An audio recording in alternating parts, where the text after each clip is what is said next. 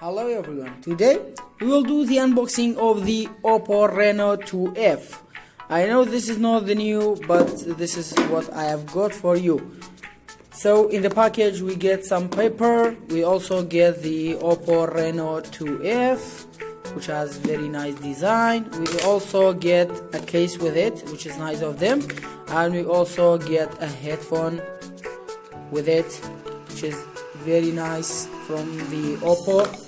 We don't get it with the Xiaomi, and we also get a fast charger with it and a cable also with it. So this is everything in the package. And we also can see this is the Oppo Reno 2F. This is 48 megapixel and ultra night mode version 2 with a 6.5 inch display, Super VOOC 3.0, 4000 mAh battery, and we also get 8 gigabytes of RAM with 128 gigabyte of internal storage. Now let's open this plastic cover and let us open the phone. Now you guys can see this is very nice of the Oppo.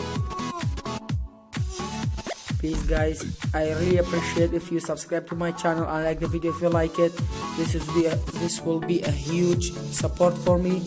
You guys can see this is the phone, and we also get the camera. As you can see, it's very good camera, and we also get this front camera.